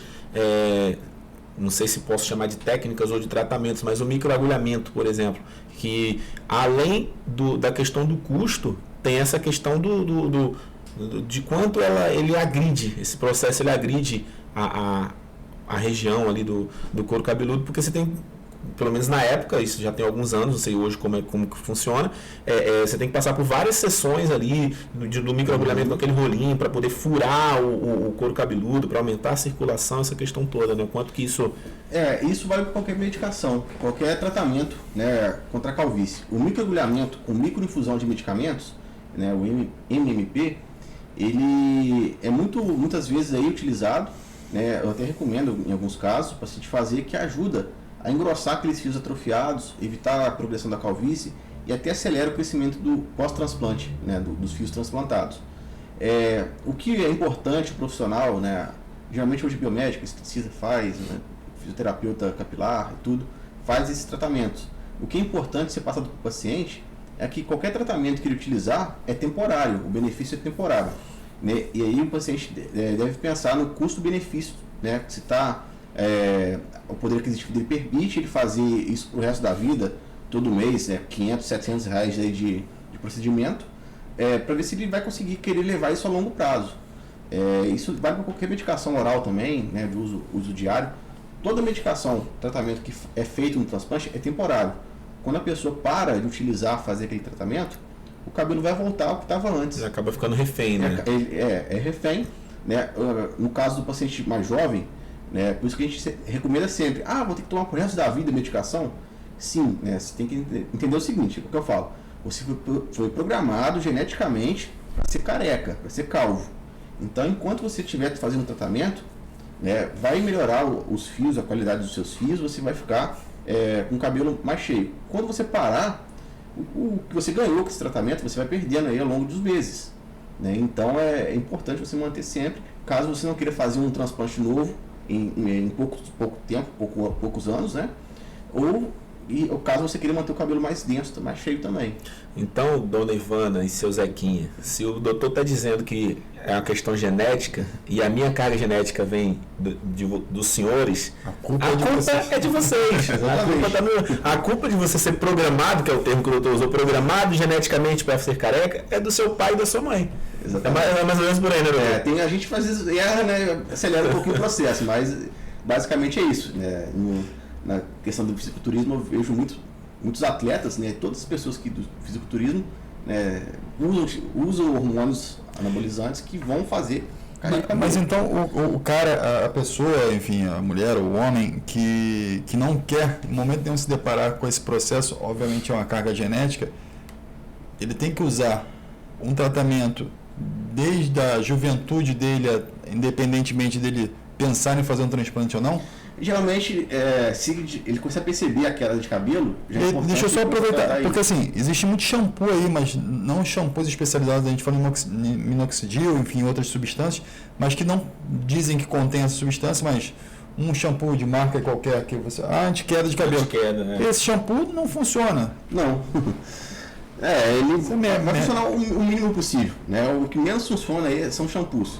A gente até indica alguns, né, que vai ter um benefício maior. O paciente tem dermatite seborreica, né, que tem caspa, um shampoo antifúngico vai ajudar a tratar esse problema e melhorar o cabelo dele secundariamente, né, por uma causa aí específica do fungo. O cabelo que é muito oleoso, o paciente tem muita oleosidade no couro cabeludo, um shampoo anti-oleosidade vai ajudar contra a oleosidade e indiretamente vai ajudar na qualidade do fio também, porque como o DHT, né, o hormônio que causa a calvície, ele é lipossolúvel, né, lipofílico, ele tem filia pela gordura, pelo óleo, né, quando você diminui a oleosidade do seu couro cabeludo, naturalmente ele vai diminuir o efeito sobre o folículo ali no couro cabeludo. Então tem shampoos que auxiliam, né, mas não é o principal. As medicações principais são essas que eu citei aí anteriormente. Mas a questão estética, né? A questão dos shampoos é mais pela estética e não tanto pela questão da queda. Exatamente. E agora tem eu posso falar por conhecimento de causa, porque assim, já vivi muito, já pesquisei muito sobre o assunto, não dá para notar por quê, mas assim, algumas coisas que em determinado momento parecem ser lendas e eu quero tirar essas dúvidas. Por exemplo, o uso do condicionador. Eu já ouvi falar, e aí não é nada, não foi nenhum especialista, mas já ouvi falar, por exemplo, que o condicionador ele não é feito para se passar como se passa o shampoo, que você vê no couro cabeludo aqui. Ele é feito para passar de fato no fio. Então, quando você usa o condicionador como usa o shampoo e ele vai e tem contato com o couro cabeludo, ele acaba entupindo ali e por conta da oleosidade e ajudando nessa questão da calvície. Tem influência? É aquele negócio, se o paciente for predestinado a ser calvo, em algum ponto pode ser que influencie caso aumente a oleosidade da região. Mas assim, não é o principal. Então a oleosidade no cabelo é ruim. A oleosidade é ruim. Né? E geralmente, o que é a oleosidade? Geralmente a oleosidade da pele também é causada pelo excesso de DHT na pele. Então o paciente tem a pele muito oleosa, qual é o melhor tratamento para ele, no caso? Né? Uma dutasterida ou finasterida, que vai diminuir a conversão de DHT ali na pele e vai diminuir a oleosidade da pele dele. Então é um tratamento que é muito importante nesse caso. Às vezes são coisas distintas. Não é porque a pele é oleosa que vai cair cabelo. Vai cair cabelo porque tem muito DHT na pele, vai fazer cair cabelo e ainda aumenta a oleosidade. Então são coisas que... Uma somatiza a outra, exatamente. Certo. E a gente falou no início aqui, no meio, a gente falou um pouquinho sobre calvície e queda de cabelo feminina. O homem é mais tendencioso a ter queda de cabelo do que a mulher. Quais são os problemas hoje que a mulher enfrenta também com esse tipo de tratamento? O homem é muito mais comum ter problema com a calvície, né? Aí com uns 40, 50 anos, muito mais da metade dos homens vão ter calvície de algum grau. A mulher já é mais difícil, né? Já são genes recessivos na mulher, que seria dominante no homem, é recessivo na mulher, e geralmente tem uma herança familiar muito grande, né? Às vezes a mãe, né, a tia, tem a calvície androgenética feminina, e aí a mulher vai ter também, né? E mesmo sendo mais comum no homem, né, na mulher o efeito negativo, né, psicológico na vida social da mulher é muito maior do que no homem. Né, visto que a mulher tem aí um apego muito maior ao cabelo, né, na aparência do que o próprio homem.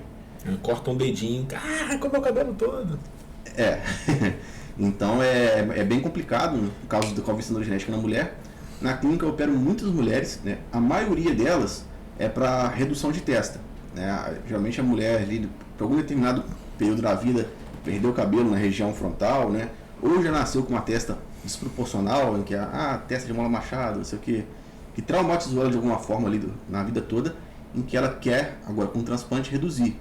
Tem também a frontoplastia, quando a mulher corta ali a parte do couro cabeludo da testa e puxa, emenda, né? Tem aí uma Big Brother que fez recentemente, mas não fica nada natural esse corte, porque... Acho que a gente pode falar, acho que foi a Thaís, não foi isso? Isso. Inclusive foi muito falado nessa época que ela tinha uma testa muito grande. Exatamente. Ela tentava cobrir o tempo todo, fazer uma franjinha, mas... Mostraram um vídeo no Instagram, mostrando o tamanho da testa dela e tal. Você imagina, né, como que ela sofreu a vida toda aí com essa questão. Então, com a frontoplastia, ela fez até com uma médica bem renomada lá de São Paulo, melhora bastante. No caso dela, que a testa era muito grande, era até indicado fazer a frontoplastia. Mas, infelizmente, assim, a maioria das pessoas das mulheres que eu pego hoje em dia, que fizeram frontoplastia, ficaram com alguma sequela da cirurgia, né? Por às vezes exagerar ali na retirada de tecido da testa, o couro cabeludo não tolera muito a tração, né? Então esticou tanto a pele do couro cabeludo que a mulher começou a ter calvície lá atrás, porque esticou a pele, né? A calvície por tração.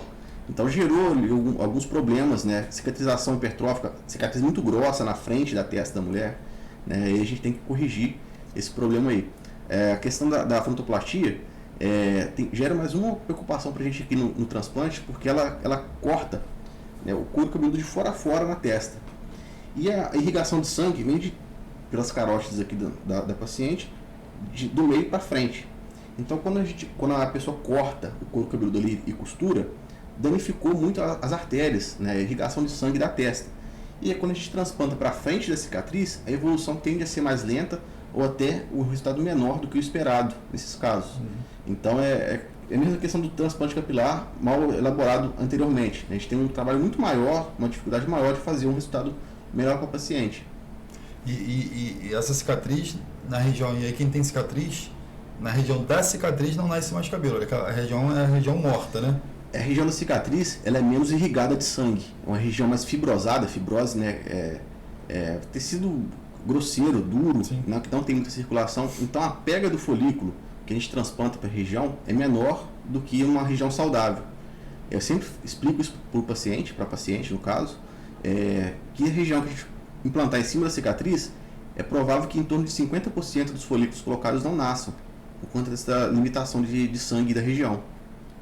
Sim, a dúvida, qualquer lugar que você raspa, nasce cabelo, ou seja, a sobrancelha, se a pessoa raspar, ela vai nascer novamente? Porque assim, a pessoa hoje em dia faz muito aquele cortezinho, estilozinho de cortar aqui e tal, não sei o que. Toda a região, ela onde tem cabelo e tem o folículo, ele volta a nascer normal. Somente raspar ali com a gilete, com a navalha, né, com a máquina não tem problema nenhum, né? Vai raspar a haste do cabelo e o folículo está ali impecável debaixo da pele e vai continuar produzindo fio normal. Isso, por que a pergunta? Porque o porquê que o cabelo da região do braço, ele nasce até um determinado tamanho, e aí eu quero saber se ele continua nascendo de fato, a nossa percepção é essa, e o cabelo da cabeça ele cresce, e da barba ele cresce sempre interminavelmente. Isso. A impressão é que o cabelo da cabeça e da barba cresce constantemente ao infinito, mas não é assim, varia entre 2 a 9 anos o crescimento de um fio total, né? Um fio que caiu, todo dia a gente perde fio de cabelo, isso é normal. Esse fio depois, quando voltar a nascer, ele pode crescer por 2 a 9 anos direto, né? Claro, a gente vai cortando e não vai perceber o tamanho que ele vai atingir, e depois ele volta num ciclo, a fase telógena cai, catágena, telógena, anágena. A fase anágena é a fase de crescimento do fio que a gente está vendo aqui, os cabelos aqui aparecendo, meu, seu, é a fase de crescimento. O que muda então, né, do cabelo da cabeça e da barba para o cabelo do braço? Né? Os folículos são diferentes, né? Como a gente falou anteriormente, não é a mesma coisa o fio, o cabelo do peito, do braço e da cabeça. Esses folículos do peito e do braço, eles não atingem um crescimento grande porque o ciclo dele de vida é mais curto, né, em torno de 3, 4 meses no máximo. Então, diferente da cabeça que cresce 2 anos, 9 anos, né, do braço, do peito vai crescer 3, 4 meses e vai cair novamente. O ciclo de vida deles é mais curto. Isso aí que influencia no tamanho que ele vai atingir. Vai crescer até 3 meses e cai, então ele não atinge um tamanho grande. E aí tinha um zagueiro do Botafogo que tinha um cabelão na época e tal, vou falar o nome aqui, e aí ele raspou. Depois que ele raspou, nunca mais voltou, e, enfim. A minha pergunta, que dentro disso aí, naturalmente, primeiro, se o cabelo envelhece, e se quando você raspa, ele ganha força. Enfim, muita gente fala assim, eu tenho que cortar o cabelo da lua tal, com não sei o que, a lua tem que ser ascendente, lua crescente, não sei o que, para dar força ao meu cabelo. Isso é real? Isso existe dentro da Não, é um grande mito, né? É mito, não tem interferência com a lua, e nem raspar o cabelo dá força pro cabelo, raspar com a gilete para engrossar, isso aí não vai dar certo, pode fazer que não vai adiantar. Mas você falou uma coisa interessante aí, o cabelo, o folículo do braço, do peito, ele já é natural que ele viva ali até no máximo 5, 6 meses, como você falou. Mas quando há essa necessidade de pegar o fio do peito ou do braço para colocar, para fazer o implante lá na região do cabelo, ele vai estimular para que nasçam outros fios ali, ou vai ter essa programação dessa carga genética, vamos dizer assim, desse fio e só vai crescer 6 meses também. Assim como quando a gente tira aqui da região e coloca, né, ele carrega a carga genética de não cair com calvície. Quando a gente retirar do peito e colocar na cabeça, ele vai continuar com a mesma carga genética anterior. Né? E começa por aí. Né? Você vê que a região do peito, aqui do braço, da perna, enfim, qualquer parte do corpo, é uma região mais amolecida, com uma irrigação sanguínea maior e uma pele mais mole do que do couro cabeludo.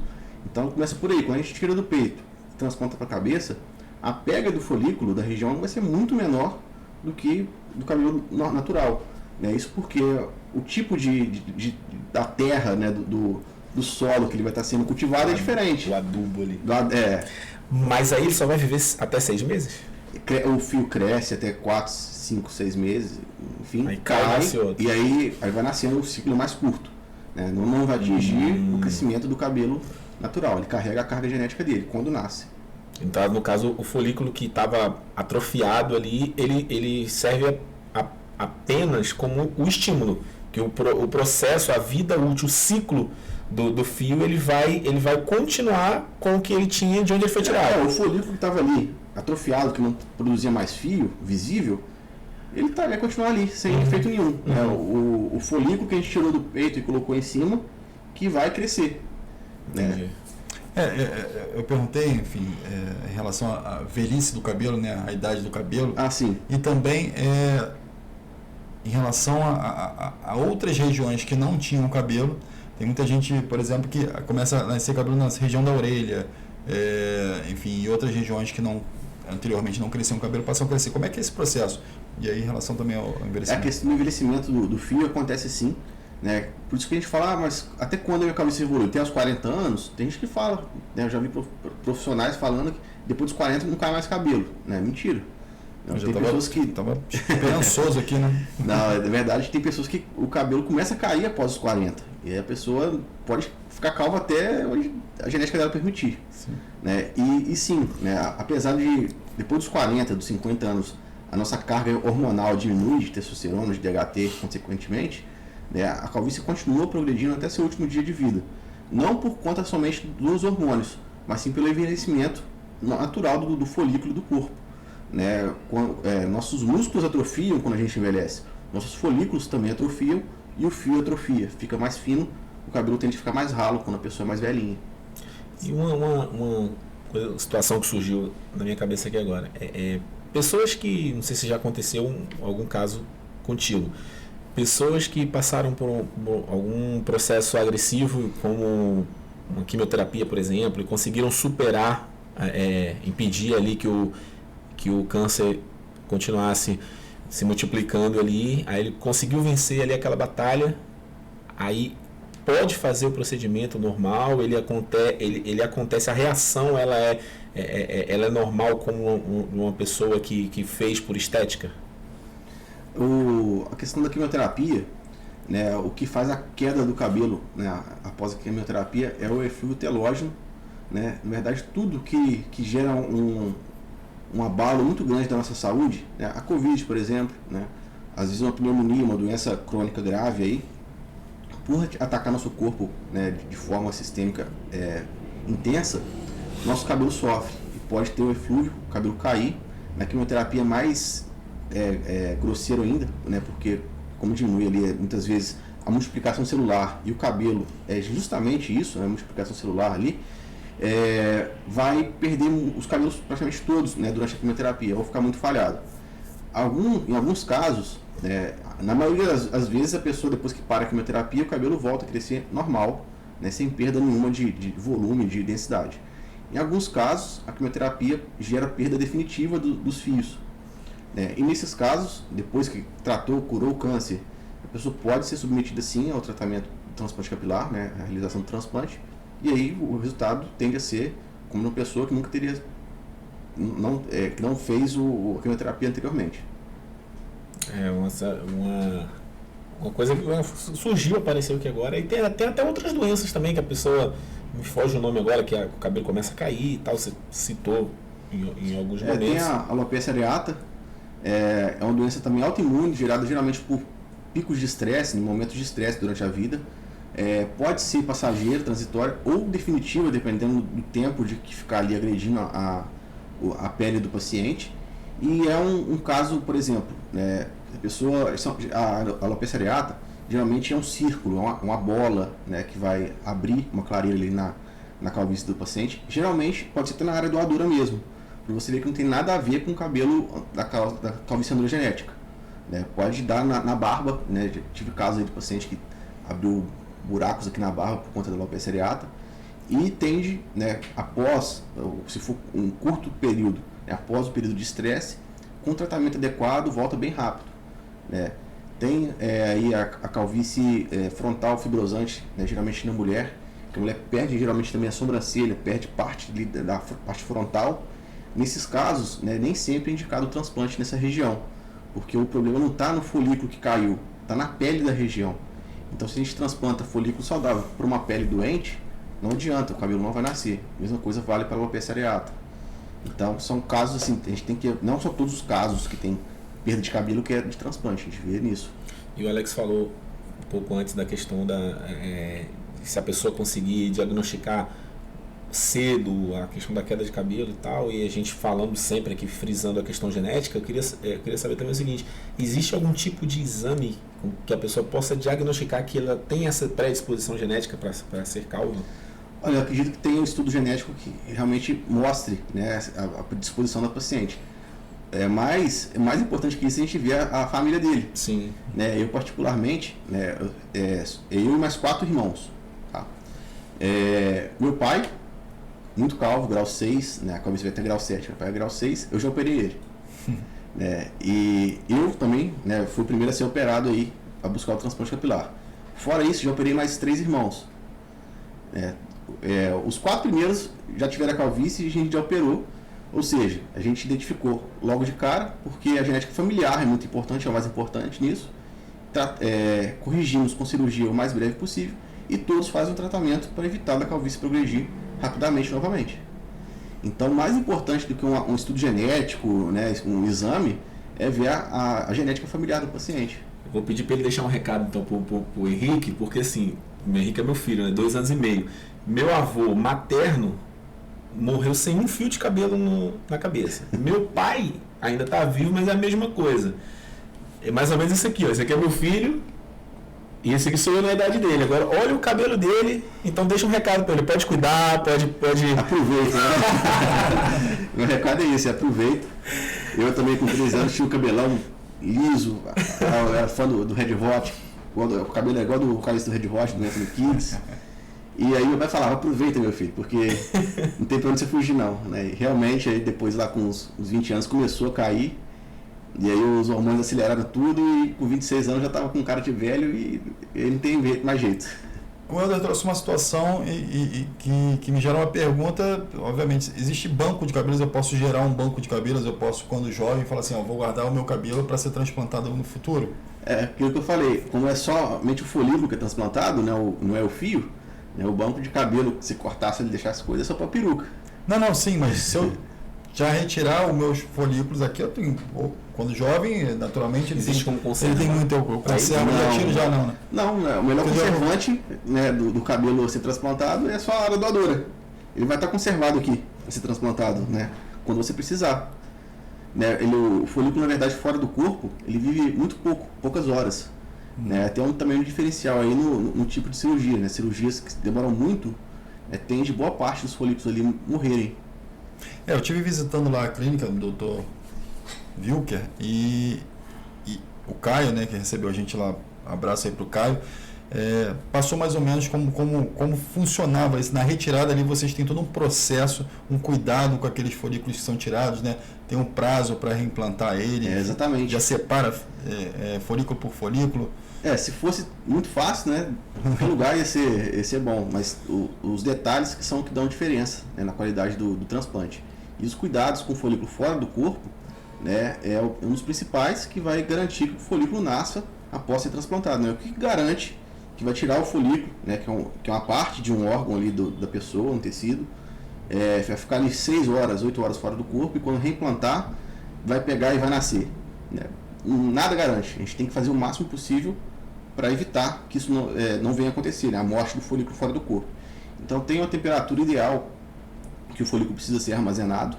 Ele precisa estar o tempo todo hidratado em soro, né? Porque se ele desidratar, ele morre. Né? São células-tronco que a gente está transplantando ali. Ele morre muito rápido. Então tudo isso, esse cuidado, temperatura, tempo fora. Os primeiros folículos que a gente retira, eles são colocados em ordem, porque eles vão ser os primeiros a serem reimplantados. Assim a gente garante que fica menos tempo, né? Justamente por tempo retirado. A cirurgia de transplante dura ali em média 9, 10 horas. A gente perguntar isso agora.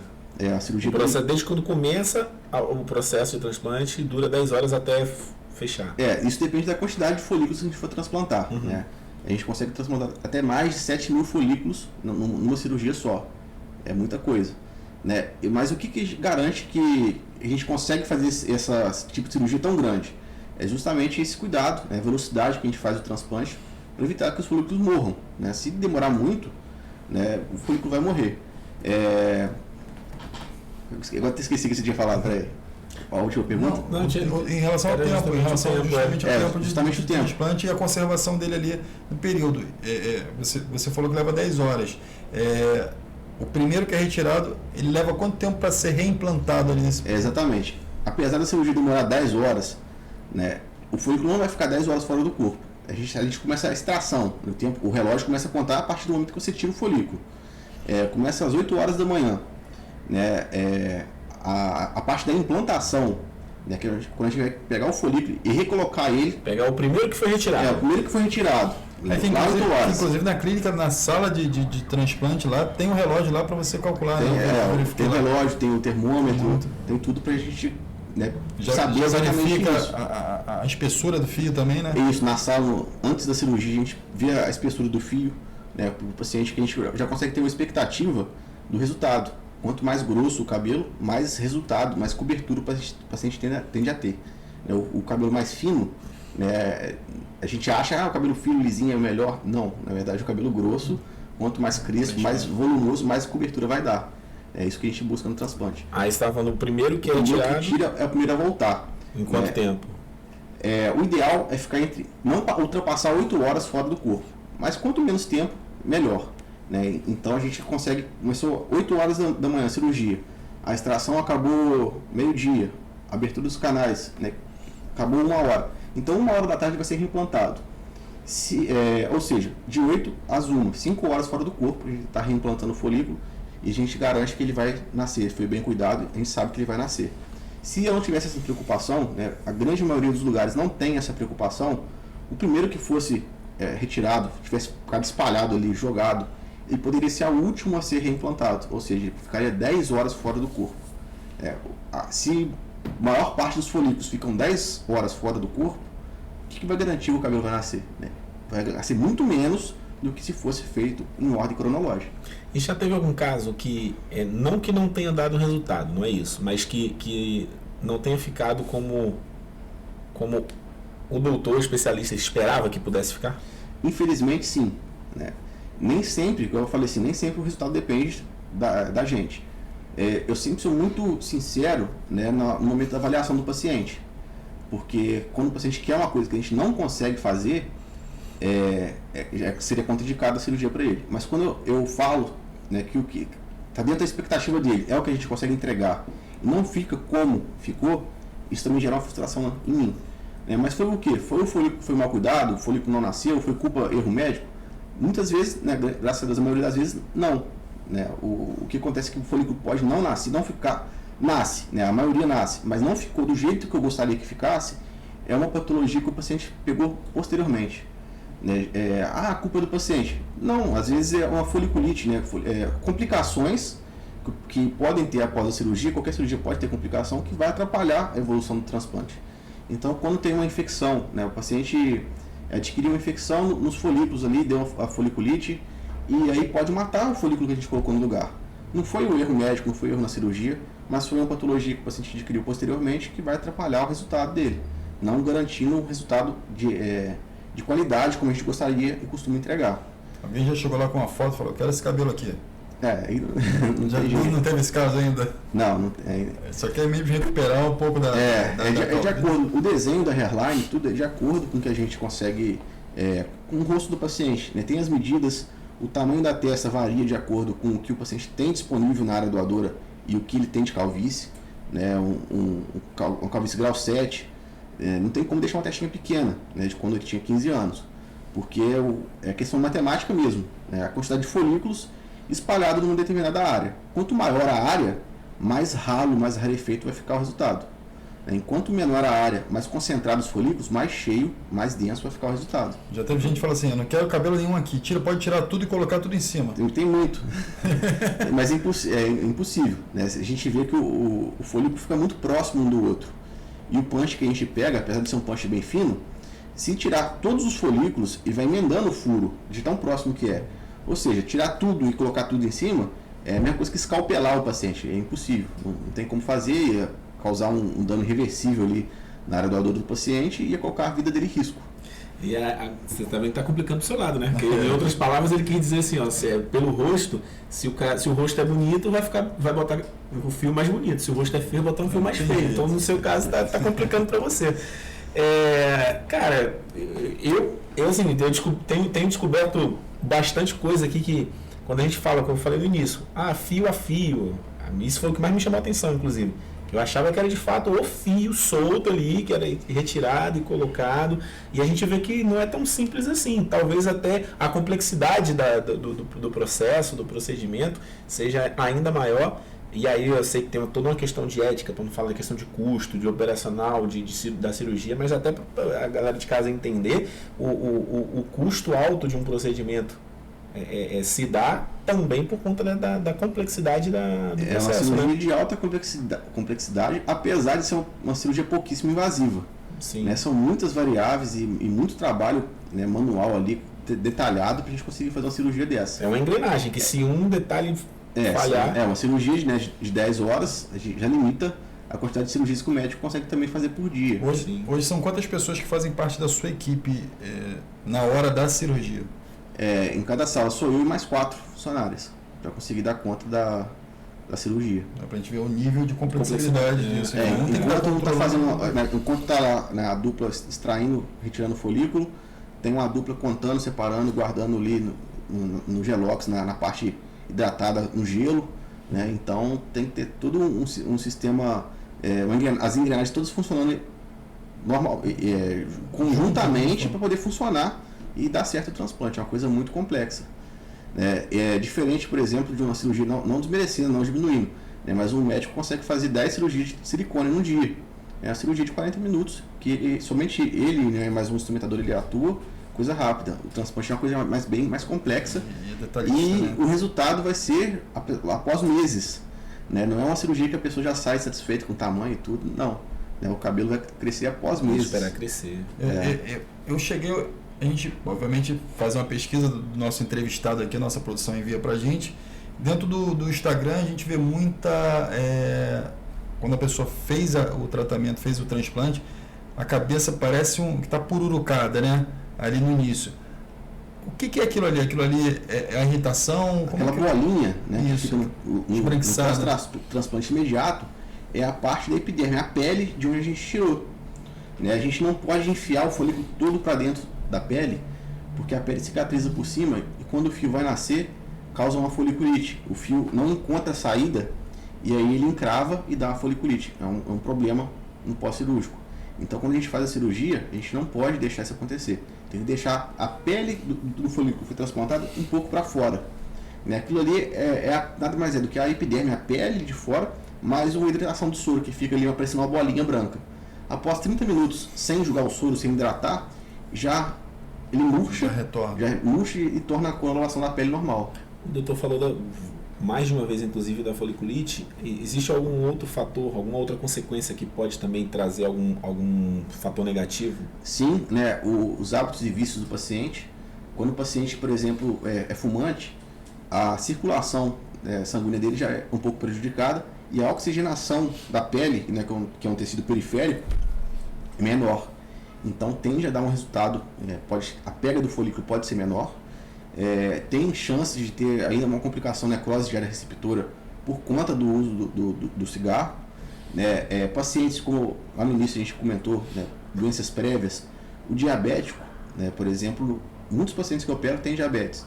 Então a circulação sanguínea do diabético naturalmente já é mais prejudicada, não é tão boa quanto uma pessoa que não tenha diabetes, que tem uma saúde plena.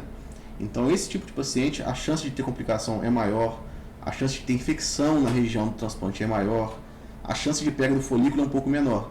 Então isso tudo influencia.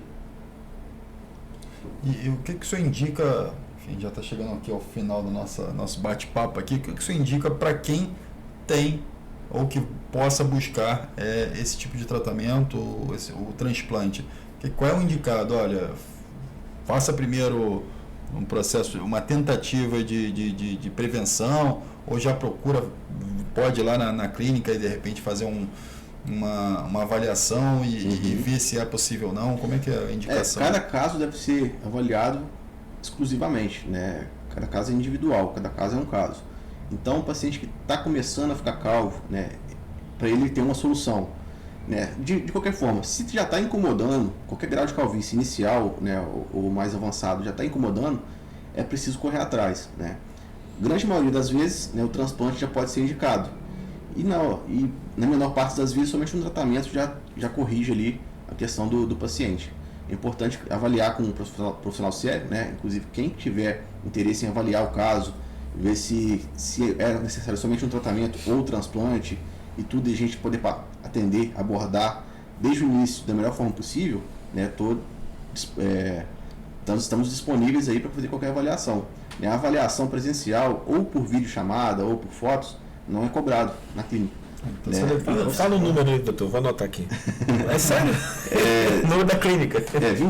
21 9 7335 2316. Então, galera, 21 97335 2316 é o número da clínica do Dr. Wilker. E é bacana que a sua avaliação não custa nada, enfim, pode ser feito por videochamada, a pessoa já vai ter um parecer ali do que ele pode fazer no caminho, seja jovem, seja pessoa mais de idade que queira achar um caminho. Não vai ficar perdido, né, a ponto de poder fazer no lugar, a ponto do, mais barato, vou fazer lá, né, e acabar ficando prejudicado, ficar frustrado aí. Buscar um tratamento também alternativo, essas invenções que tem na internet. Eu vou pesquisar na internet, ver, aí começa a passar babosa aí, não sei o quê, e aí vai lá na cozinha, faz um... Aí tem aqueles... de mel, né? Maionese, tem tudo. Eu já estou acostumado já peguei, já abracei. Já tem de tudo quanto é jeito, né? Já abracei. Já passou também o mel. Mas eu vou... outra coisa, com você também eu fiz uma avaliação, né, com base no cabelo raspado. Eu não tô falando. Se você tiver um volume bom de cabelo, uma cobertura boa, um mês com o cabelo crescendo, a gente consegue avaliar. Consegue fazer uma talvez o seu caso ainda seja um caso de conversação. Vamos conversar sobre, até porque estou procurando, até no prédio aqui do estúdio, tem uma parceira para isso que está querendo fazer laser na na região do peito aqui, que tem bastante cabelo, de repente dá para puxar alguma coisa e colocar em cima. Vai que vamos fazer essa avaliação aí para ver. Uma luz acendeu. É isso aí, tem que acender. A qualidade dentro de campo é a mesma. O futebol vai ser recuperado com a volta do cabelo. Doutor, quero agradecer aí pela presença, enfim, pelos esclarecimentos aí. Galera que quiser, já sabe, busca aí, a gente vai deixar o link também aqui lá do Instagram, lá, o pessoal quiser procurar. Enfim, as dúvidas foram todas. Quebramos alguns tabus aqui, principalmente sobre tratamento, sobre a lua, a galera que corta o cabelo aí da lua cheia lá. O boné. Enfim, então, acho que o papo foi bem esclarecedor. Quero agradecer aí a presença, a parceria e se quiser acrescentar se tiver alguma coisa nova aí também, surgindo algum tratamento novo, a gente traz o doutor aqui de novo. Eu gostaria somente de reforçar, né, o paciente que já se incomoda com a calvície, que já está prejudicando a vida social dele, né, a autoimagem dele. Aquele paciente está começando a deixar de postar foto lá no Instagram por conta da calvície que já está aparecendo. Né, a gente tem solução para a maioria dos casos, a maioria das vezes a gente consegue entregar um resultado muito bom com apenas uma cirurgia. Caso mais avançado talvez precise de duas, mas aí a gente avalia, né, individualmente cada caso, e é uma coisa importante, né? Se já está te prejudicando em outras áreas da vida, né, é importante que você corra atrás, melhora, porque o melhor investimento que a gente pode fazer é na gente mesmo. É verdade. Né? A gente às vezes fala, é uma cirurgia cara, não sei o quê, dá para trocar de carro, mas isso aí é uma coisa tão passageira, tão fútil, né, que todos os pacientes, é unânime, né, todos os pacientes que investem, e eu já operei paciente, né, mais baixa classe social até a mais alta, quem quer, né, consegue se programar ali, não importa a quantidade de tempo, e realiza o sonho. Né? Isso talvez traz até mais mérito, mais satisfação para o paciente quando é feito de forma... E a gente vê as pessoas se programando para viajar, as pessoas se programando para comprar um carro. Exatamente. Enfim, ter outras coisas que você compra um carro, você vai ter às vezes mais prejuízo do que a satisfação pessoal de fazer um transplante. Então você consegue fazer. Exatamente, um celular aí, né, top de linha, hoje em dia tá R$10 mil, ou mais que isso. Uma coisa que talvez um ano vai quebrar, um ano já vai ficar obsoleto, vai ter que trocar. E o transplante não é uma coisa às vezes quebra e você ainda tá pagando as parcelas. Aí eles te roubam, você começou a pagar ainda.